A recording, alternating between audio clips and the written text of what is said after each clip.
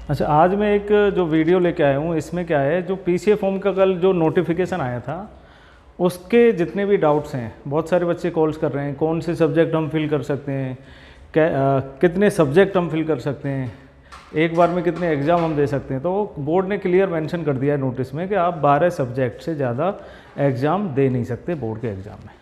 जैसे मान लो किसी के सेक्शन में आपकी 5 सब्जेक्ट हैं, तो आप 7 बैक और भर सकते हो, जो फर्स्ट ईयर, सेकंड और थर्ड ईयर मिला के टोटल 12 सब्जेक्ट होने चाहिए। मैं एक एक ब्रांच वाइज डाउट क्लियर करता हूँ और एक एक बैच वाइज डाउट क्लियर करता हूँ। जैसे 2020 से स्टार्ट करते हैं।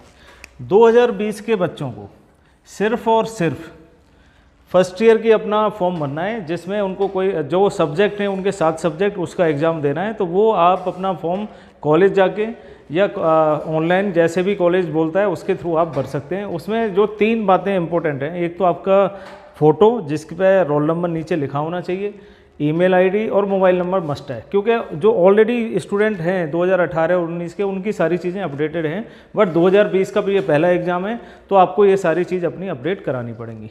अब बात आती है 2019 के बच्चों की। जो 2019 में जो बच्चे एडमिटेड हुए थे वो अब इस टाइम 4th सेम में आ चुके हैं, क्योंकि उनका 3rd सेम का रीचेकिंग का रिजल्ट आ चुका है। रीचेकिंग में आपको पता चल गया होगा कौन से सब्जेक्ट आपके निकले हैं, क्लियर हुए हैं, कौन से सब्जेक्ट में बैक है।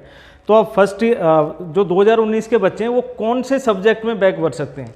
अगर किसी बच्चे की फर्स्ट ईयर में बैक है, 2019 के बच्चे की अगर किसी में फर्स्ट ईयर में बैक है उसको फिल कर सकते हो, और जो 3rd सेम में बैक आई है उसको फिल कर सकते हो, और 4th सेम रेगुलर।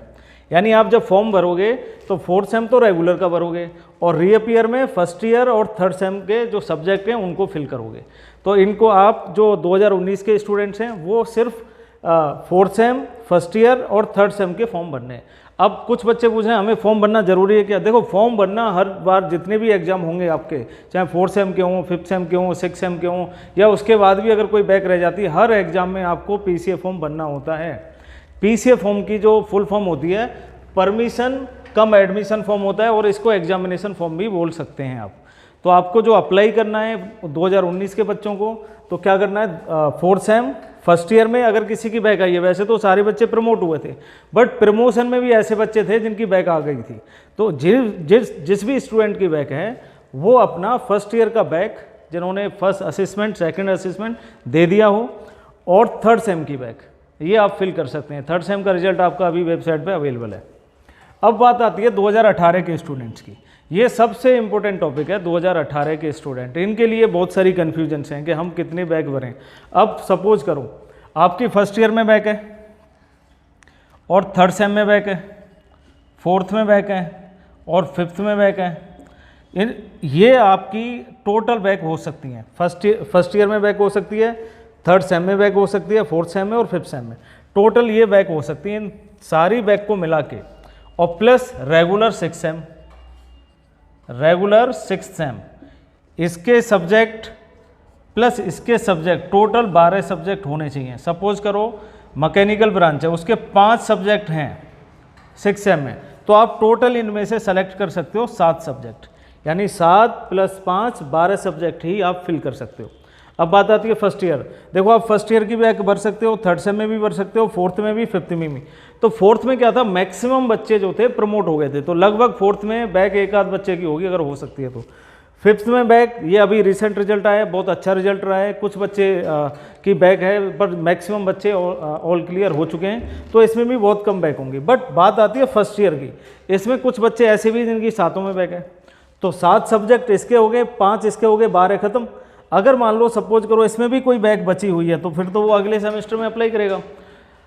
तो अगले सेमेस्टर में जब अप्लाई करेगा तो उसकी 6 मंथ ड्यूरेशन बढ़ जाएगी डिप्लोमा की। तो आप अगर किसी बच्चे की 12 बैक से ज़्यादा हैं तब क्या करें?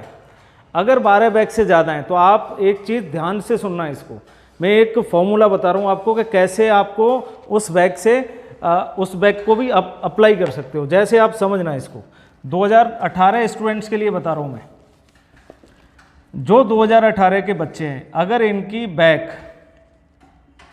12 से ज़्यादा है, यानी मान लो एक बैक और है, 13 बैक है टोटल, तो 13 बैक में क्या कर सकते हैं? तो आप ऐसा करना, पूरा रिजल्ट रिवाइज करना, अपनी फर्स्ट ईयर में देखना, सेकंड ईयर में देखना और सेकंड ईयर मतलब थर्ड सेम, फर्स्ट सेम में कितनी बैक थी, किस किस सब्जेक्ट में बैक थी और कितने मार्क्स से बैक थी। थर्ड सेम चेक करना और फोर्थ सेम चेक करना और फिफ्थ चेक करना। अब इसमें ऐसा एक सब्जेक्ट, मान लो टोटल आपके 12 सब्जेक्ट होते हैं रेगुलर मिला के, तो आप ऐसा करना, पहले सेमेस्टर फर्स्ट ईयर चेक करना, third sem, fourth sem, fifth sem check करने के बाद ये देखना किसी एक सब्जेक्ट में 28 नंबर हैं आपके। अगर सपोज करो किसी भी अटेम्प्ट में 28 मार्क्स ला चुके हो आप, मान लो थर्ड सेम में एक सब्जेक्ट में 28 नंबर आ चुके हैं, या फोर्थ में या फिफ्थ में किसी भी एक सब्जेक्ट में अगर 28 मार्क्स हैं आपके, तो वो पेपर की बैक आप मत भरना। यानी कहने का मतलब ये है, मेरे 13 बैक हैं, सपोज करो मेरी 13 बैक आ रखी हैं, तो मैंने क्या किया, 12 बैक भर दी, रेगुलर मिला के 12 पेपर भर दिए, एक पेपर अभी भी बचता है। तो एक पेपर कौन सा मैं छोड़ूं, मैं थर्ड सेम का छोड़ दूं या फिफ्थ का छोड़ दूं या फर्स्ट ईयर का छोड़ दूं। फर्स्ट ईयर का छोड़ने का फ़ायदा नहीं है, क्योंकि फर्स्ट ईयर का एग्ज़ाम ईयरली मोड में होता है, तो आपको चांस फिर दोबारा अगले साल मिलेगा 2022 में। तो आप सपोज करना कि थर्ड सेम और फिफ्थ में से चेक करना बैक, थर्ड और फिफ्थ में जो बैक आई हैं, अगर किसी सब्जेक्ट में 28 मार्क्स हैं तो उस पेपर को आप फिल मत करना, उसको आप छोड़ देना। क्यों छोड़ देना, कि HSPT का एक रूल है, 5 मार्क्स का आपको ग्रेस मार्क्स मिलेगा एक सब्जेक्ट में। वो रूल क्या है ग्रेस मार्क्स का, ग्रेस मार्क्स क्या होता है, ग्रेस मार्क्स क्या होता है कि टोटल जितने भी एग्जाम हैं आपके डिप्लोमा में, total paper in diploma, papers in diploma, अगर सपोज करो टोटल जो पेपर हैं आपके 32 पेपर्स हैं सारे सेमेस्टर मिला के, फर्स्ट ईयर मिला लिया, थर्ड सेम मिला लिया, फोर्थ सेम मिला लिया, फिफ्थ मिला लिया और सिक्स मिला लिया, टोटल 32 पेपर्स हैं। इसमें क्या है, अगर सपोज करो कि 31 पेपर तो आपने निकाल लिए, बस एक सब्जेक्ट से आपकी बैक की वजह से डिप्लोमा रुका हुआ है। अगर उस सब्जेक्ट में किसी भी अटेम्प्ट में, ऐसा नहीं कि पहली बार जब अटेम्प्ट किया था तो मेरे 24 नंबर थे, दूसरी बार में अटेम्प्ट किया 28 थे, या पहली बार में जो अटेम्प्ट किया था उसमें 30 नंबर थे और दूसरी बार जब मैंने रीअपीयर में अटेम्प्ट किया था तो मेरे 20 नंबर आ गए, तो आपके 30 नंबर काउंट होंगे उसके।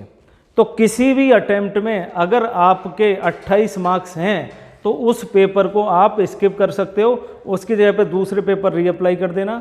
तो क्या होगा, आपके जो एक पेपर जो बचता है इसमें 5 मार्क्स की ग्रेस मिल जाएगी, 5 मार्क्स की ग्रेस मिल जाएगी। तो उस ग्रेस से क्या होगा कि वो पेपर क्लियर हो जाएगा, तो टोटल 32 पेपर हो जाएंगे, इससे आपको डिप्लोमा अवार्ड हो जाएगा। तो इसका कहने का मतलब है, ध्यान से पहले अपने सब्जेक्ट चेक करें, किस सब्जेक्ट में कितने नंबर थे मेरे अटेम्प्ट में, पुराने रिजल्ट चेक कर लेना आपने।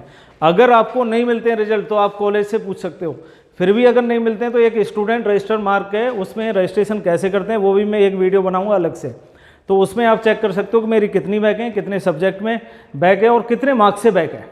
तो आप देखना कि कोई एक सब्जेक्ट ऐसा छोड़ देना जिसकी 13 बैक हैं टोटल, क्योंकि 12 पेपर तो वो दे सकता है इस बार, जिसकी 13 बैक हैं वो एक पेपर अपना छोड़ के 12 बैक निकाल ले, तो एक पेपर में उसको ग्रेस मार्क्स मिल जाएगा, तो उससे इसी साल उसका डिप्लोमा कंप्लीट हो जाएगा। तो ज़्यादा कन्फ्यूजन होने की ज़रूरत नहीं है, ईजिली अपनी पढ़ाई करो, पढ़ाई पे फोकस करो। अभी बोर्ड ने सिर्फ और सिर्फ PCA का शेड्यूल दिया है, डेट शीट जारी नहीं की है, तो इसका कहने का मतलब है जब डेट शीट आएगी तभी आपका पता चलेगा एग्ज़ाम कब से होने हैं, किस मोड में होने हैं। अभी ना तो ये पता है ऑनलाइन होने, ना ये पता है ऑफलाइन होने, और कौन से मोड में होंगे एग्ज़ाम ये भी अभी नहीं पता है आपको। तो अभी सिर्फ और सिर्फ PCA शेड्यूल अनाउंस किया, क्यों कि जब तक PCA शेड्यूल ही अनाउंस नहीं होगा बच्चों को ये कंफर्म कैसे होगा एग्ज़ाम होने हैं। तो इसीलिए इन्होंने क्या किया कि पहले अपना PCA का शेड्यूल अनाउंस कर दिया, उसके बाद ये डेट शीट अनाउंस करेंगे। डेट शीट के 15 दिन का टाइम मिलेगा आपको, क्योंकि डेट शीट जब अनाउंस होगी तो प्रैक्टिकल की पहले डेट आएगी, प्रैक्टिकल और एग्ज़ाम के बीच में कम से कम 1 हफ्ते का टाइम होगा, तो उसमें भी आपको टाइम मिल जाएगा।